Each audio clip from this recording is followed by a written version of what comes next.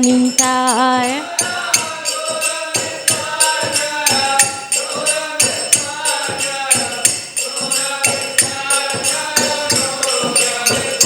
Prabhupada, Prabhupada, Prabhupada, Jaya Jaya Prabhupada. Prabhupada, Prabhupada, Jaya Jaya Prabhupada, Jaya Jaya Gurudev, Gurudev, Gurudev, Jaya Jaya Gurudev.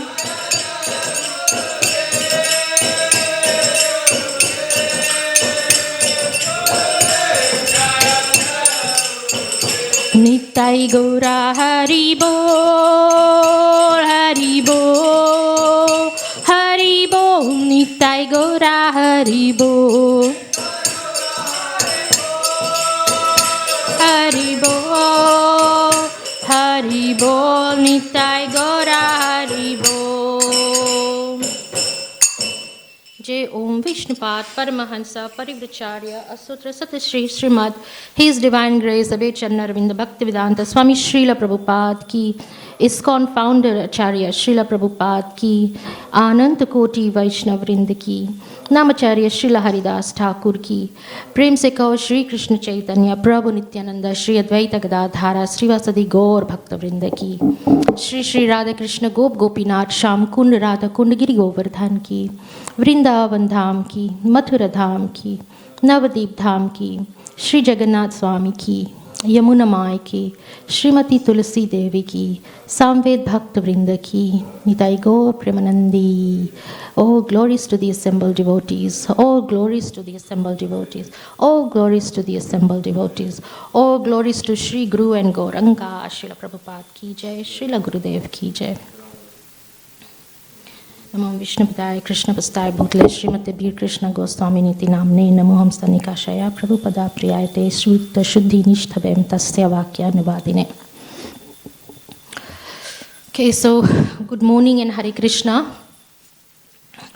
Welcome to this morning Srimad Bhagavatam class at Sri Radha Gopinath Temple, Sydney, Australia. Welcome to our Mayapur online viewers and ISKCON Sydney YouTube. Hopefully that one is on. Last week it wasn't on.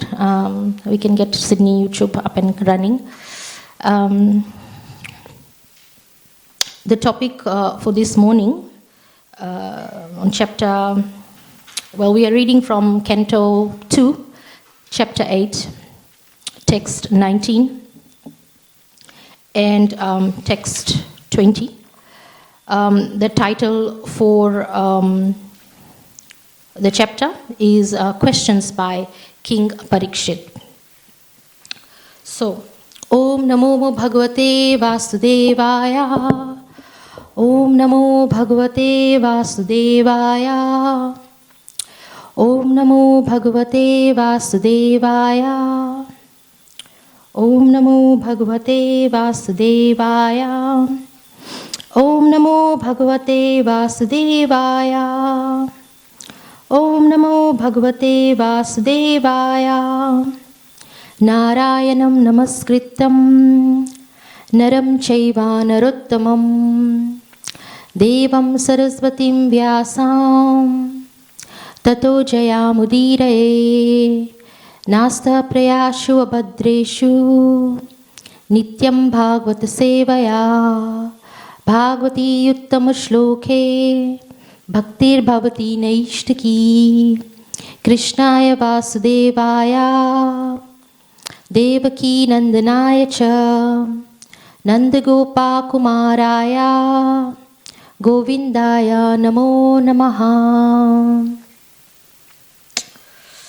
Okay, so text 19.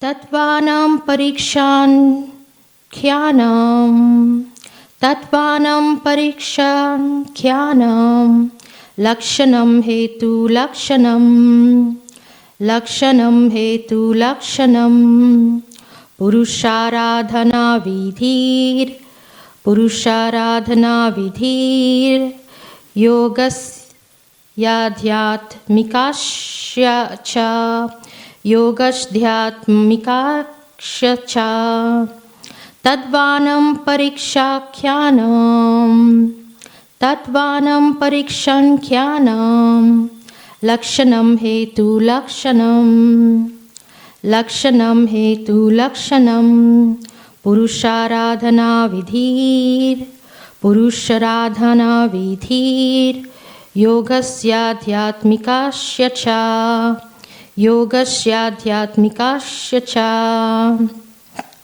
Tatvanam parikshankyanam, Tatvanam parikshankyanam, Lakshanam hetu lakshanam, Lakshanam hetu lakshanam, Purusharadhana vidhir, Purusharadhana vidhir, Yogasyadhyatmikasya cha, Yogasyadhyatmikasya cha.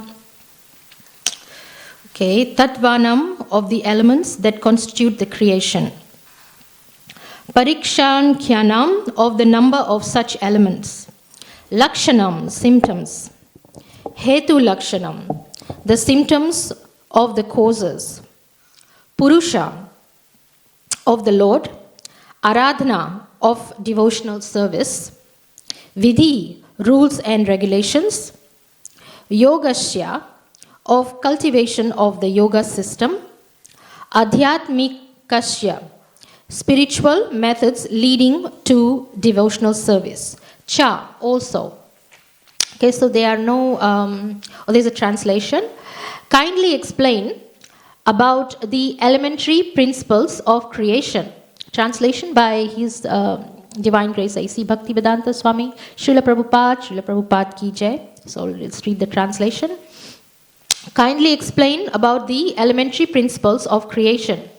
The number of such elementary principles, their causes and their developments, and also the process of devotional service and the method of mystic powers. So I'll repeat that. Kindly explain about all about the elementary principles of creation, the number of such elementary principles, their causes and their development, and also the process of devotional service and the method of mystic powers. So there is no translation. So we'll continue to text 20. There is no purport to the other text 19, so we'll continue to text 20.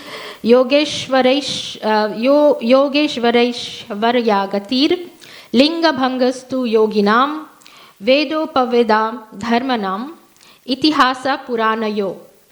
Yogeshvaraisvaryagatir linga bhangastu yoginam vedopaveda dharmanam itihasa purana yo. So, meaning of the words: Yoga Ishvara, of the master of the mystic powers. Aishvarya, opulence. Gati, advancement. Linga, astral body. Bhanga, detachment. To, but. Yoginam, of the mystics. Veda, transcendental knowledge. Upaveda, knowledge in pursuance of the Veda indirectly. Dharmanam, of the religiosities. Itihasa, history. Puranayo, of the Puranas. Translation: what are the opulences of the great mystics and what is their ultimate realization? How does the perfect mystic become detached from the subtle astral body? What is the basic knowledge of the Vedic literatures, including the branches of history and the supplementary Puranas? So I'll repeat that. What are the opulences of the great mystics and what is their ultimate realization? How does the perfect mystic become detached from the subtle astral body? What is the basic knowledge of the Vedic literatures, including the branches of history and the supplementary Puranas? So the purport by His Divine Grace A.C. Bhaktivedanta Swami Srila Prabhupada Ki Jai. The Yogeshvara, or the master of mystic powers, can exhibit 8 kinds of wonders of perfection by becoming smaller than the atom or lighter than a feather, getting anything and everything he desires, going anywhere and everywhere he likes, creating even a planet in the sky, etc. There are many Yogeshwaras having different proficiencies in these wonderful powers. And the topmost of all of them is Lord Shiva. Lord Shiva is the greatest yogi, and he can perform such wonderful things far beyond the ordinary living beings. The devotees of the Lord, the Supreme Personality of Godhead, do not directly practice the process of mystic powers. But by the grace of the Lord, his devotee can defeat even the greatest Yogeshvara like Durvasa Muni, who picked a quarrel with Maharaj Ambarish and wanted to show the wonderful achievements of his mystic powers. Maharaj Ambarish was a pure devotee of the Lord, and thus, without any effort of his part of the Lord, that the Lord saved him from the wrath of Yogeshvara Durvasa Muni. And the latter was obliged to beg pardon from the king. Similarly, at the time of Draupadi's precarious position, when she was attacked by the Kurus, who wanted to see her naked in the open assembly of the royal order, the Lord saved her from being stripped by supplying an unlimited length of sari to cover her. And Draupadi knew nothing of the mystic powers. Therefore, the devotees are also Yogeshwaras by the unlimited power of the Lord, just as a child is powerful by the strength of the parents. They do not try to protect themselves by any artificial means, but are saved by the mercy of the parents. Maharaj Parikshit inquired from the learned Brahmana Sukadev Goswami about the ultimate destination of such great mystics, or how they attain such extraordinary powers by their own efforts or by the grace of the Lord. He inquired also about their detachment from the subtle and gross material bodies. He inquired also about the purports of the Vedic knowledge. As stated in the Bhagavad Gita 15:15, so chapter 15, text 15 of the Bhagavad Gita, the whole purport of the all the Vedas is to know the Supreme Personality of Godhead and thus become a transcendental loving servant of the Lord. Okay, so Om Ajnanatimirandasya Jnananjana Shalakaya Chakshurun Militam Yena Tasmai Shri Guruve Namaha Shri Chaitanya Manovistam Stapitam Yena Bhutale Swayam Rupa Kadamayam Dadati Swapadantikam Vandeham Shri Gurum Shri Yuta Kamalam Shri Gurum Vaishnavamscha Shri Rupam Sagrajatam Sagana Raghunatan Vitam Tam Sajivam Sadvaitam Savadutam Parijana Saitam Krishna Chaitanya Devam Shri Radha Krishna Padan Sagana Lalita Shri Vishakhanvitamscha. Hey Krishna Karuna Sindhu Deen Bandhu Jagatpate Gopesha Gopika Kanta Radha Kanta Namastute Tapta Kanchana Gaurangi Radhe Vrindavanishwari Vrishabhanusute Devi Pranamami Hari Priye Vanchakalpa Trubhyascha Kripa Sindhu Evacha Patitanam Pavanebhyo Vaishnavebhyo Namo Namaha. Jai Shri Krishna Chaitanya Prabhu Nityananda Shri Advaita Gadadhara Srivasadi Gaura Bhakta Vrinda Hare Krishna Krishna Krishna Hare Hare Hare Rama Rama Rama Hare Hare. Okay, so let me get my book.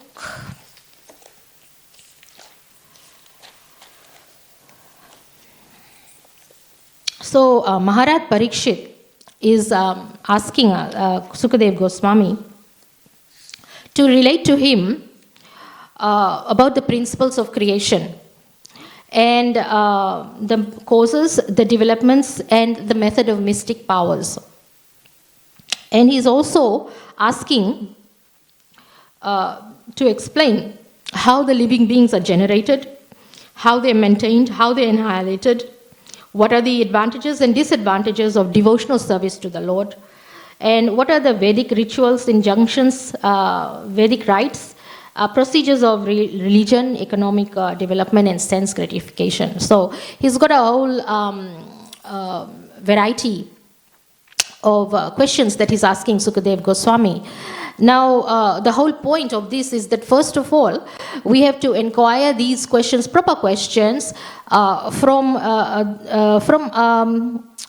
a most authorized person who is actually knowledgeable about these things. And the most important question for our ultimate good is, what is the importance of human life?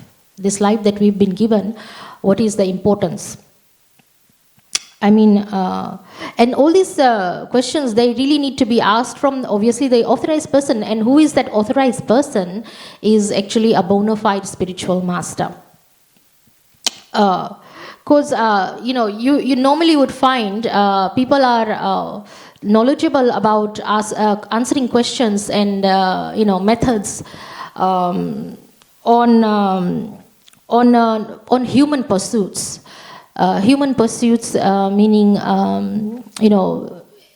people out there, they're pursuing different things. They want different things out of life.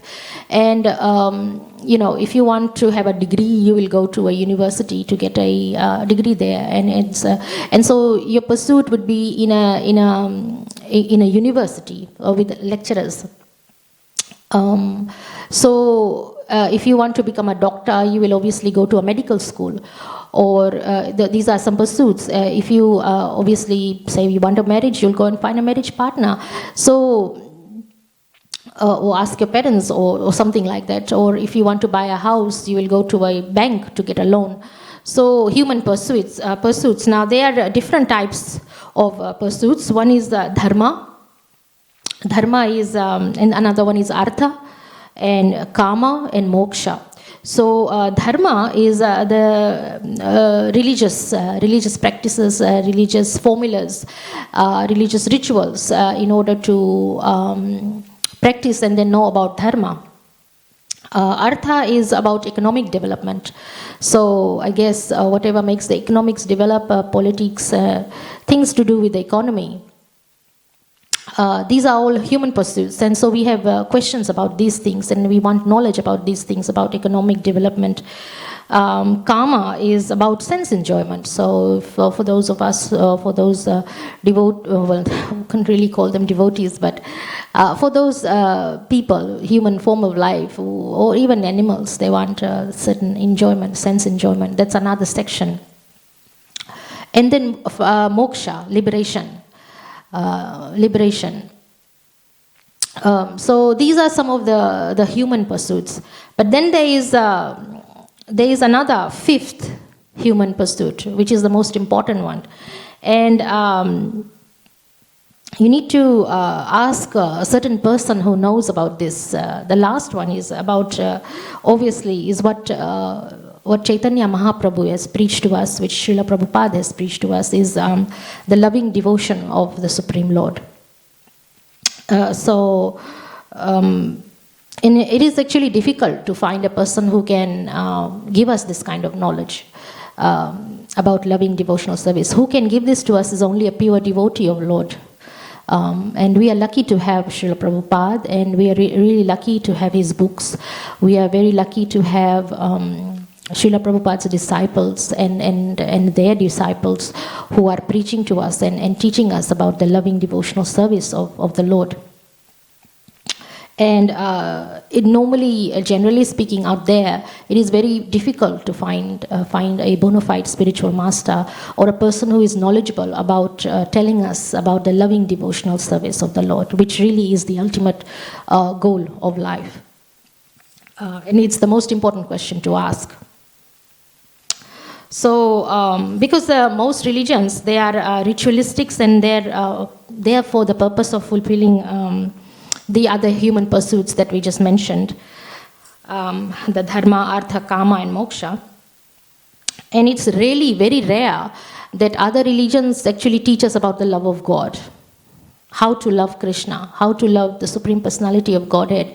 It's kind of difficult. Once you come to Krishna consciousness, then you realize that everything revolves around Krishna, and you do this devotional service out of love for Krishna, because you feel a certain separation from Krishna, and you want to do anything and everything for Krishna.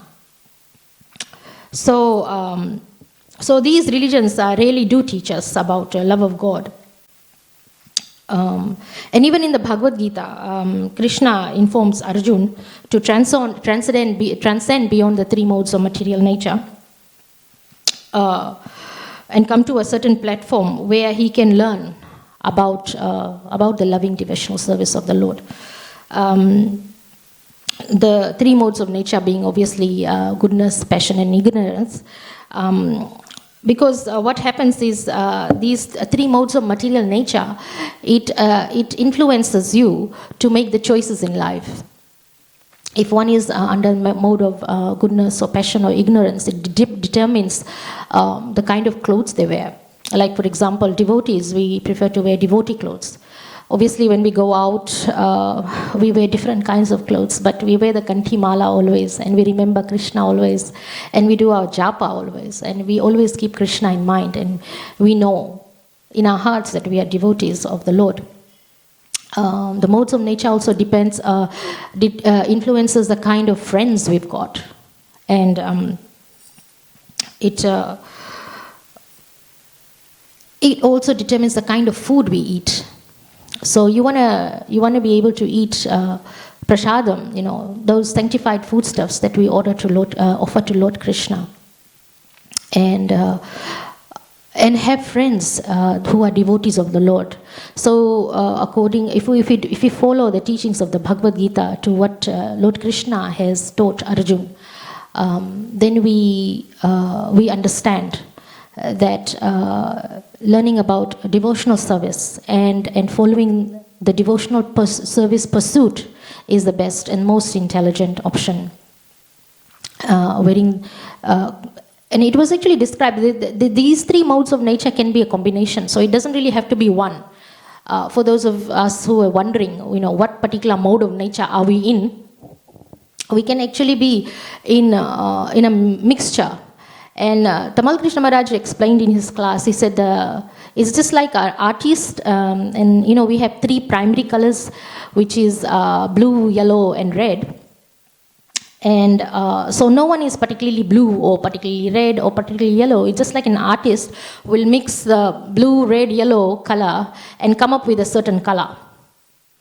And with that color, you can actually, with those three primary colors, you can make a variety of colors. Huge variety, different shades of colors. So similarly, the three material modes of nature, goodness, passion, and ignorance, can be mixed to certain degrees to develop a certain influence on you in a certain degree or certain level.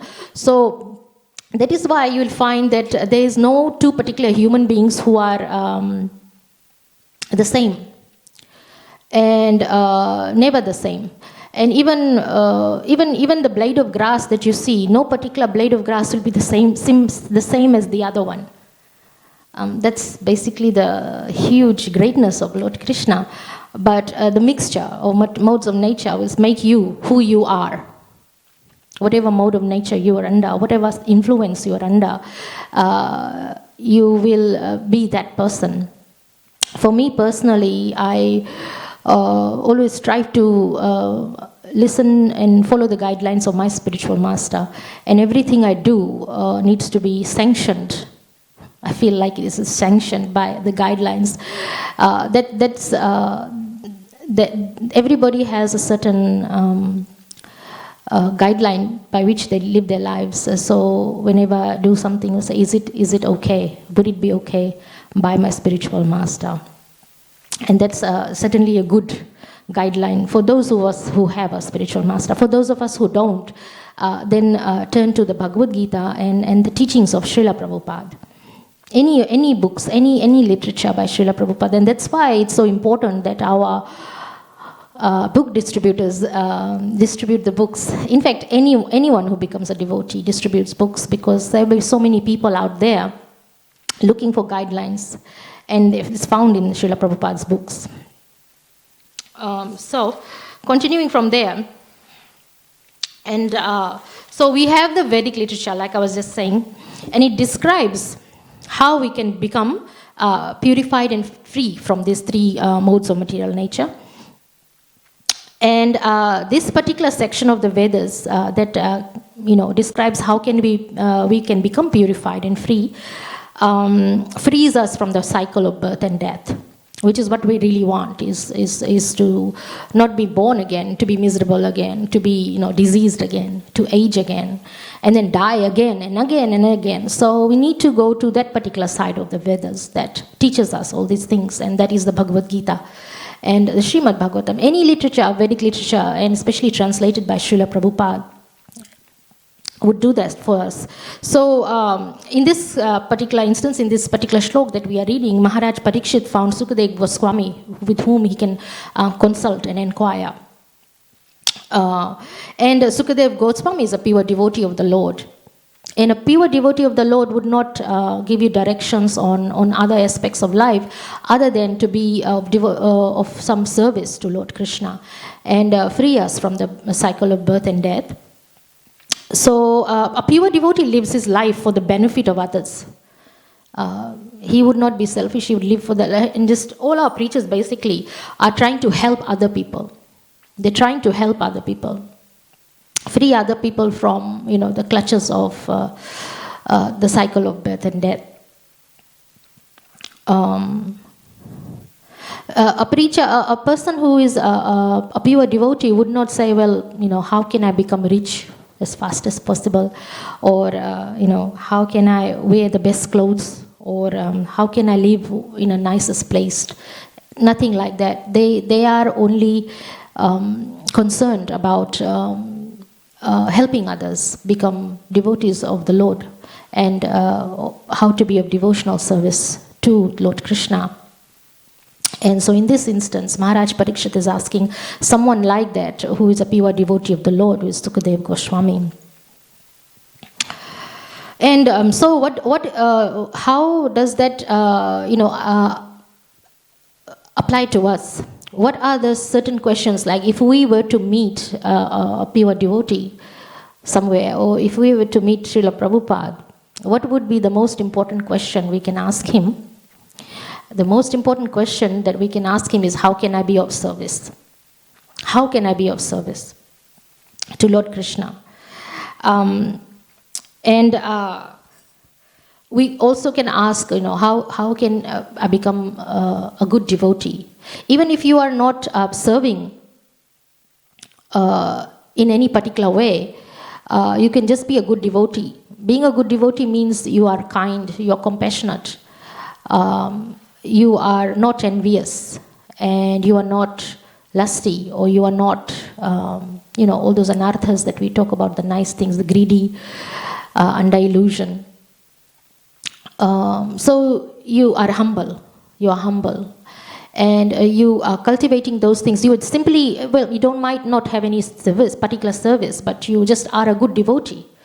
And what happens is, being a good devotee, you are sacrificing the tendency of sense gratification. And you're doing that for the pleasure of Krishna. So, by being a devotee, how can you be of service if you are not doing any particular service, but you're still a good devotee? What do? Is you actually are providing or you are giving strength to others. So, being an example of a good devotee, you actually are giving strength to others. And whatever a good person does is actually followed by others. Whatever good that a person does is followed by others. So simply by being a good devotee, you give strength, because others will observe you.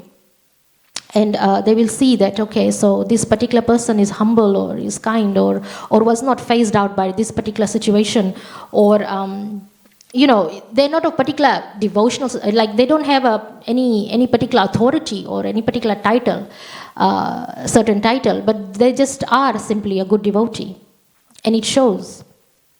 And they are like a beacon of light, and they provide strength to others. They become mentors in somebody's footsteps that we follow. So, so whatever a person does, the others will follow. And so, what exactly things is it that we need to follow? We need to actually do our duty to Krishna, Lord Krishna. And what is our duty? That's another question we need to ask. What is my duty? What is your duty? We need to. Our duty actually depends on the mode of nature we are in at that time, actually. So, if you are a practicing devotee, then your duty then becomes to follow the orders of your spiritual master. That's your duty. That's my duty, is follow the orders of a spiritual master. What does the spiritual master say? Chant 16 rounds. Follow the 4 regulative principles. Take prasadam. Be of service. Be kind. Be humble. Be patient. All those nice things. And the reason for that basically is to actually cure us from this diseased condition. We are actually in a diseased condition. We are in a diseased condition in the sense of the mode of nature we are in the particular mode of nature we are in. That is our condition. So we need to really consult a spiritual master who is an expert physician. He's not like a normal doctor that you find in a hospital, down the road. But he is a better doctor than that. He is a spiritual doctor. So a spiritual master will be able to know what kind of diseased condition one is in. That really specifically applies to you. As I just mentioned in the class beforehand, the modes of nature are different. So different people will be in different stages under different influences. So one consults the spiritual master, and the spiritual master will say, okay, this is your particular medicine. This is how many rounds you should chant, and this is what you should do. And this is the kind of service you should be engaged in. So in that way you are purified, and you are, you are under a certain prescription that is provided by the guru. So what does that mean? Everyone must have a guru. Everyone must. Srila Prabhupada said in 100 years ago, everyone in India, they all had a guru. So everyone must. Say that somebody does not have a guru, it is actually like a diseased person who does not have a doctor without a guru. You are like a diseased person without a doctor. So it's quite important. So then where do you go and find a guru? Read Srila Prabhupada's books. He becomes your guru. Srila Prabhupada becomes your guru. And then through practice of chanting the Hare Krishna Mahamantra, Hare Krishna, Krishna Krishna, Hare Hare, Hare Rama, Rama Rama, Hare Hare. Your heart becomes purified. Lord Krishna is hearing your prayers somewhere. The more you chant. And he sends you your guru. So, once we get a guru, we place ourselves in the care of a guru, under the kind consideration of a guru, and we take help in this way to help us in our spiritual journey. And what does Chaitanya Mahaprabhu say? Chaitanya Mahaprabhu says everyone must become a guru. This is according to a class given by Srila Tamal Krishna Maharaj, Gurudev. He said, Chaitanya Mahaprabhu said everybody must become a guru. Now what does that mean? Does it mean that we actually go out and give initiation? Everybody? No. That doesn't mean that. A guru is one who is a teacher. A teacher. So Chaitanya Mahaprabhu says everyone must become a guru or a teacher, a spiritual teacher. Why? Because so many people need help. So many people need help out there. And it's not that only one person can do everything, all the preaching. So when we become devotees, we need to become teachers and preachers. Why? The main reason is that we try to help other people. And so Tamal Krishna Maharaj said at that time that everyone must reach or aspire to reach a stage where they can become a guru, which is kind of a high standard, a very high standard to keep. And so that doesn't mean obviously that you give initiation. No, that does not mean that at all. You do not give the initiation, but what you can give are instructions. You can give guidelines. You can give guidance. You can teach by example. So I'll give an example on that one. When I associate with the devotees, when in the initial stages of bhakti, that I'd come into the Krishna consciousness, I associated with devotees, and I learnt by their example how they make prasadam. I learnt their recipes of how to make vegetarian cuisines by their example that they lead, how they did the chanting, when they did the chanting. I learned from them just about everything, just by devotion, watching them. How they conducted themselves in the temple, how they conducted themselves in communication with other devotees, how they served the spiritual master. When my spiritual master came, I saw all the New Zealand devotees, how they served him as from the point that he stepped on the airport, and from the time he left. Exactly how they served him and what they did, the amount of respect they gave. So they taught me by example. And this is what, they're all gurus, they're all teachers. They're not giving me initiation, but they're giving me siksha. I guess then we need to be like siksha gurus and teach by example. And we can help others. A wife can be like a guru to her husband if she is a devotee, and the husband can improve. So practicing devotional service, chanting the Hare Krishna Mahamantra, serving the Guru, offering bhoga to Krishna and turning that into prasadam and eating prasadam. So she can help her husband and her husband will improve. Our parents can become gurus for their children. Gurus are teachers, mentors. Parents can teach their children. So many children we have in the Krishna conscious movement, they learn from their parents, The parents might not consciously be teaching it, but they learn. They watch and they observe and they learn. A husband can become a guru of his wife. A worker, even if you are working, you can actually become a guru for your co-worker. That has happened too. When I was teaching in Fiji, somebody asked for a Bhagavad Gita. So I gave a Bhagavad Gita, and then somebody else saw me giving a Bhagavad Gita to this person. So they said, can I have one too? And do you have any other books? And any other books? So I ended up giving books out to the teachers where I was teaching. And then one of them said, oh, I need to have some prasadam and some sweets. So then I started distributing prasadam to them. And then I was asked to talk about Srila Prabhupada in my school.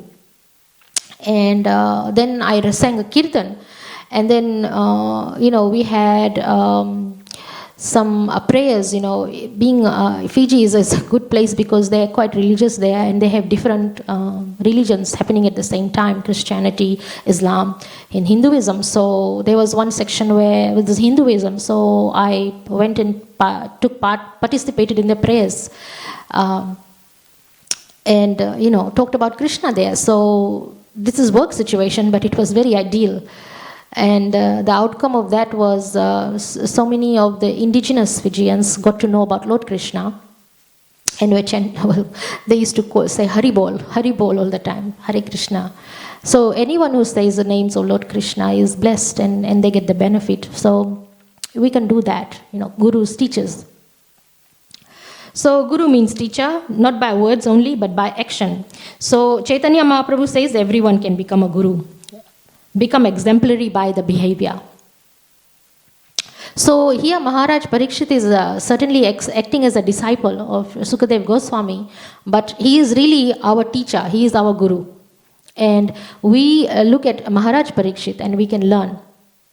So he really is our guru, and he's showing us what we do when we come to the end of this life, because we know that Maharaj Parikshit will be ending his body soon, and what are the questions that we need to ask. And he doesn't say that, okay, I have 7 days left, how can I enjoy myself to the max? Because I've only got 7 days to enjoy my life and no more. Instead, what he does, he fixes his mind on the highest truth, which is Lord Krishna, and surrendering to the Supreme Personality of Godhead. So he asked these questions to Sukadev Goswami, and he's teaching us, even though he appears to be a disciple. And in the next shloks, text 20 that we read, Maharaj Parikshit is asking us about mystics. He's asking us about mystics because he wants to differentiate between the different yoga systems. And another yoga system is obviously Bhakti Yoga, which is what the Krishna conscious devotees we practice, Bhakti Yoga. And so these mystics, what do they have? They have certain far powers. They can become, like is described in this text that we read, smaller than the smallest atom and larger than anything. So they can become very, very, very, very tiny, and they can become very, very, very, very big. They can travel all the way to the sun planet, and it's called the Lagima Siddhi. They can walk on sun rays. So there's the ray of the sun, and they can walk on the rays of the sun. That's the power of yogis, with a mystic yogic siddhi. Or they could have this prapti siddhi, which is an interesting one. They can get anything from anywhere at any time. So if I were to ask you, what do you want? You might be feeling like having some ice cream. So, or some laddus or something like that, some rasgulla. And you think, okay, well, I've got this prapti siddhi. I'll close my eyes, or whatever is siddhi, or however they practice this prapti siddhi, they'll go somewhere and they get the laddu, or they get the rasgulla, or they get the ice cream, whatever it is they want. So that's yogi. Just by their desire, they can go and get it. But these powers, these yogi siddhis, is not as powerful as bhakti yoga. The mystic yoga is not as powerful as bhakti yoga. In other words, the process of devotional service is more powerful. The process of devotional service is more powerful than the mystic yoga. And this proof was actually given in the text that we were reading. Durvasha Muni, he's a mystic yogi. He knows the art of mysticism. And what was his power compared to that of Ambarish Maharaj? Ambarish Maharaj didn't know any of these mystic yogis or anything like that. But this Durvasha Muni had to come and beg forgiveness from Ambarish Maharaj. He had to bow down and beg forgiveness, even despite being the great mystic yogi, Durvasha Muni. And all Ambarish Maharaj had was just bhakti for the Lord. So if you compare the two, and the other example that was used here in this book was about Draupadi. She didn't know any of the mysticism either. And all she did was surrender to Krishna. And Krishna provided her with unlimited amount of sari. She did not know any mysticism. So what does this mean? It means that by the grace of Lord Krishna, all the mystic power that ever existed, whatever is needed by the devotee, can be present in the devotee at that time.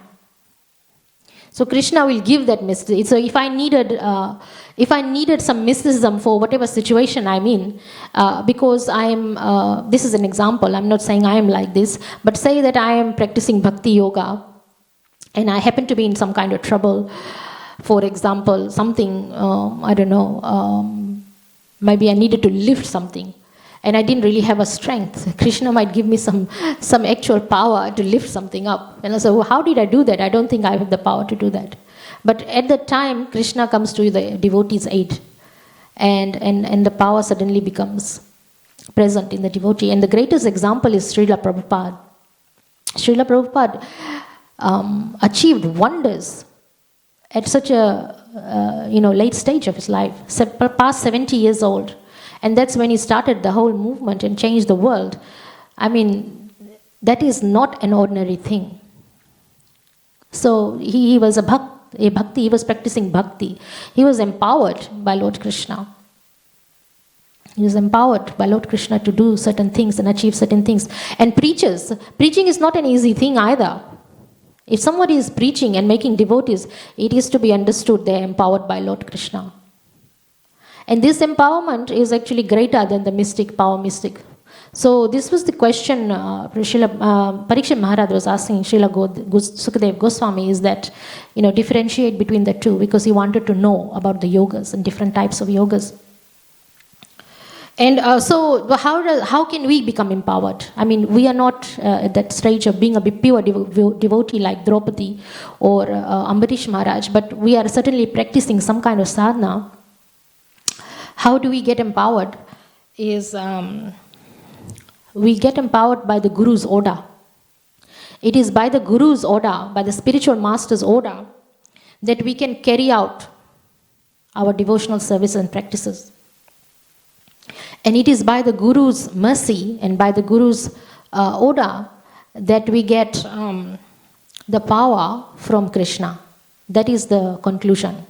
It is by the mercy of spiritual master that we can get empowered, and it is by the spiritual master's mercy that we can get empowered by Lord Krishna. And that is the true nature of Bhakti Yoga, which is the strongest of anything. So it would be less intelligent, very, very less intelligent person who would strive to get siddhi from, those Lagima siddhis and Prapti siddhis and all the other kind of siddhis. Nothing compared to the siddhi that we get from Bhakti Yoga. So that was the conclusion of the class. Hope you enjoyed it. Hare Krishna to everybody. Grantraj Srimad Bhagavatam Puran ki Jai. Hare Krishna.